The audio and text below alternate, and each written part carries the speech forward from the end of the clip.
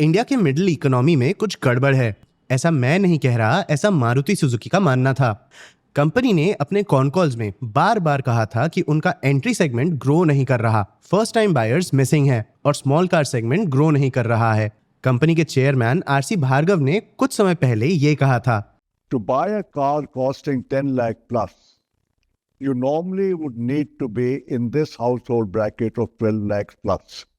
And therefore, car buying in India is largely restricted to this 12% of households. How can you get high growth if 88% of the country are below levels of income where they cannot afford these cars costing 10 lakhs and above?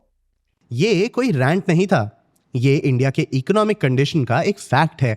India के lower middle और middle households first car और small car market में सबसे ज्यादा contribute करते हैं। ये households cars नहीं खरीद रहे थे। मतलब आरसी भार्गव ने जो कहा था उसका मतलब ये हो सकता है कि इंडिया का ऑटोमोबाइल मार्केट देश के हाई इनकम वाले एक बहुत छोटे ग्रुप पे डिपेंड करता है।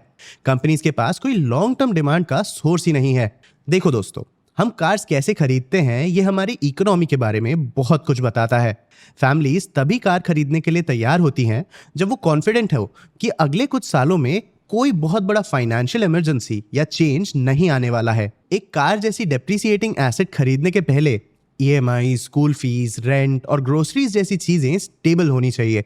इसलिए मारुति सुजुकी के वार्निंग्स इतने सीरियस लग रहे थे। लेकिन फाइनेंशियल ईयर 26 के सेकंड क्वार्टर में 2 साल बाद मारुति सुजुकी का नैरेटिव बदला है। ये अब ऑप्टिमिस्टिक है। आज के इस वीडियो में हम ये देखेंगे कि मारुति सुजुकी ने इस क्वार्टर कैसा परफॉर्म किया। साथ ही हम टाटा मोटर्स के इस क्वार्टर का परफॉर्मेंस भी देखेंगे। मैं हूं आपका होस्ट देव, आप देख रहे हैं मार्केट्स बाय ज़ीरोधा हिंदी। चलिए शुरू करते हैं। सबसे पहले मारुति सुजुकी से शुरू करते हैं।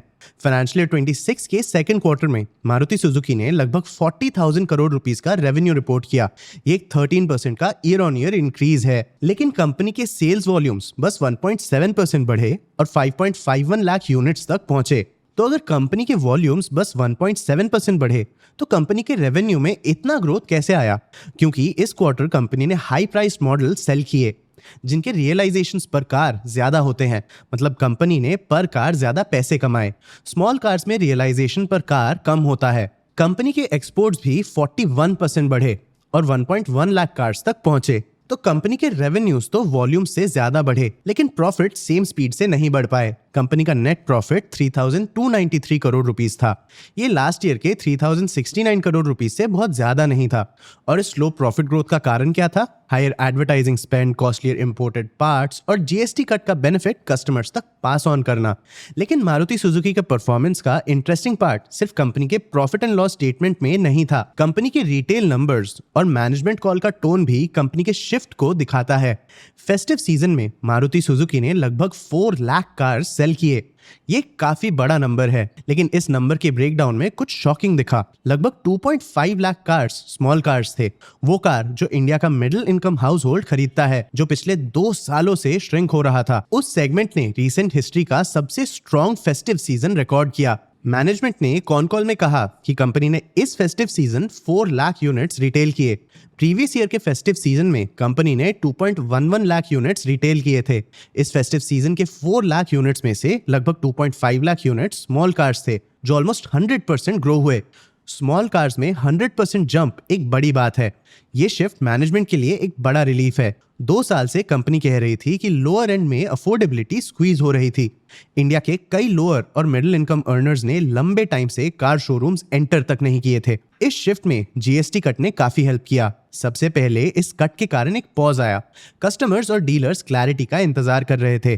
फिर जैसे ही 22 सितंबर को जीएसटी कट अनाउंस हुआ, इससे कार्स की अफोर्डेबिलिटी बढ़ गई। मारुति सुजुकी भी इंडस्ट्री के ग्रोथ के बारे में काफी ऑप्टिमिस्टिक है। ये कंपनी के लास्ट 2 साल के टोन से उल्टा है। इसी साल कुछ समय पहले जब कंपनी को डिमांड के बारे में पूछा गया तो कंपनी ने 1 to 2% का ग्रोथ एक्सपेक्ट किया था। लेकिन अपने लेटेस्ट कॉल में कंपनी ने कहा कि पूरे इंडस्ट्री में सारे सेगमेंट में 6% year on year growth sustainable basis पे हो सकता है। मतलब कंपनी का टोन 1 to 2% से सस्टेनेबल 6% तक शिफ्ट हो गया है। कंपनी को अब अपने मार्केट का बेस स्टेबल लग रहा है। Maruti Suzuki usually future guidances नहीं देता।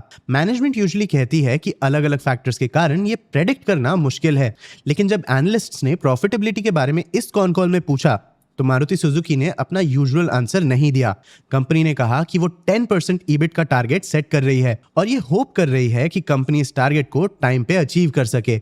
अगर इंडिया का सबसे बड़ा कार मेकर एक कॉन्क्रीट टारगेट सेट कर रहा है, मतलब इनका मानना है कि डिमांड अब शायद वीक नहीं है। इन नंबर्स और कोट्स को देखें तो मारुति सुजुकी का फाइनेंशियल ईयर 26 का सेकंड क्वार्टर काफी अच्छा था। कंपनी ये भी एक्सपेक्ट कर रही है कि ये अच्छा परफॉर्मेंस मेंटेन रहेगा। तो एक तरफ मारुति सुजुकी के बिजनेस में रिकवरी हुआ, वहीं टाटा मोटर्स का कंडीशन काफी अलग था। टाटा मोटर्स के लिए ये एक मुश्किल क्वार्टर था। ऐसा इसीलिए नहीं हुआ क्योंकि इंडिया में स्लो डाउन आ रहा है, ऐसा इसीलिए हुआ क्योंकि JLR, जो कंपनी के बिजनेस का एक मेजर हिस्सा है, बहुत सारे चैलेंजेस फेस कर रहा है। ये कंपनी के कमर्शियल व्हीकल बिजनेस के डीमर्जर के बाद का पहला क्वार्टर भी है, तो कंपनी के फाइनेंशियल्स पे इस डीमर्जर का भी इम्पैक्ट पड़ा। लेकिन कंपनी पे JLR के चैलेंजेस का डीमर्जर से ज्यादा बड़ा इम्पैक्ट पड़ा। पैसेंजर व्हीकल्स और JLR के कंसोलिडेटेड नंबर्स देखें तो कंपनी का रेवेन्यू ईयर ऑन ईयर लगभग 13 to 14% कम हुआ है। कंपनी के CFO ने ओपनली कहा कि ये वीकनेस इंडिया बिजनेस के 15% टॉप लाइन ग्रोथ और GBP to INR conversion benefit के कारण पार्शियली सेट ऑफ हुआ। मतलब कंपनी का इंडिया बिजनेस तो ठीक है, लेकिन JLR कंपनी के लिए एक ड्रैग था। फाइनेंशियल ईयर 26 के सेकंड क्वार्टर में कंपनी ने ऑपरेशनल चैलेंजेस और ग्लोबल लग्जरी मार्केट में वीकनेस से डील किया। सितंबर में JLR ने एक बहुत बड़ा साइबर अटैक फेस किया, जिसके कारण कंपनी को अपने ऑपरेशंस कम करने पड़े और ऑलमोस्ट सारा प्रोडक्शन रुक गया। रेंज रोवर, डिफेंडर और डिस्कवरी जैसे इंपॉर्टेंट मॉडल्स के volumes quarter on quarter 20 to 25% कम हुए। हमने JLR पे हुए इस साइबर अटैक और इसके इम्पैक्ट पे भी एक डिटेल्ड वीडियो बनाया है, लिंक डिस्क्रिप्शन में है, आप इसे भी जरूर देखना। और तो और चाइना और यूरोप में लग्जरी मार्केट्स भी वीक थे। सेल्स मेंटेन करने के लिए JLR को डिस्काउंट्स 4.1% से 6.9% तक बढ़ाने पड़े।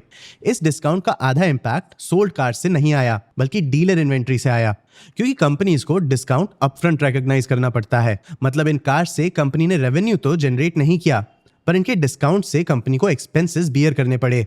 इसीलिए कंपनी के नंबर्स फिलहाल वीक हैं। कंपनी के पैसेंजर व्हीकल्स और JLR बिजनेस ने फाइनेंशियल ईयर 26 के सेकंड क्वार्टर में 5,500 करोड़ रुपीस का PBT लॉस रिपोर्ट किया। कंपनी को साइबर अटैक और वॉलंटरी सेपरेशन प्रोग्राम्स के कारण 2,600 करोड़ रुपीस के एक्सेप्शनल कॉस्ट से भी डील करना पड़ा।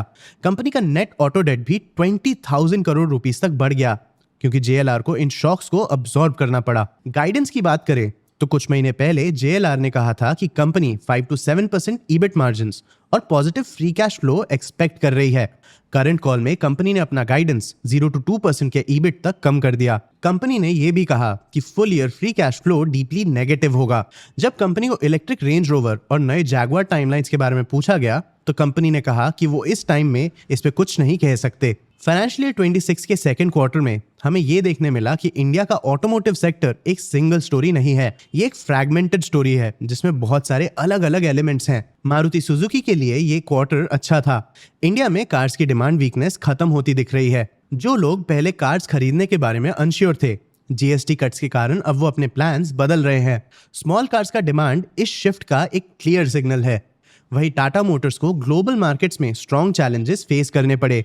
JLR का कंडीशन कुछ महीनों में कॉन्फिडेंस से कॉशियस में बदल गया और इसमें कंपनी के ऑपरेशंस या बिजनेस की कोई गलती नहीं थी। ये सब दो एक्सटर्नल फैक्टर्स के कारण हुआ, सितंबर का साइबर अटैक और लग्जरी मार्केट्स में वीकनेस। आपको क्या लगता है, क्या मारुति सुजुकी इस सक्सेसफुल स्ट्रीक को मेंटेन कर पाएगी? क्या टाटा मोटर्स और JLR अपने प्रॉब्लम से रिकवर कर पाएंगे? अपने व्यूज हमें कमेंट सेक्शन में जरूर बताना। आगे आप कौन से टॉपिक्स पे वीडियोस देखना चाहते हो ये भी हमें कमेंट सेक्शन में जरूर बताना। अगर ये वीडियो आपको इन्फॉर्मेटिव लगा तो इसे लाइक और शेयर जरूर करना। ऐसे ही और वीडियोस के लिए चैनल को सब्सक्राइब भी कर लेना। आज के लिए इतना ही, मिलते हैं अगले वीडियो में।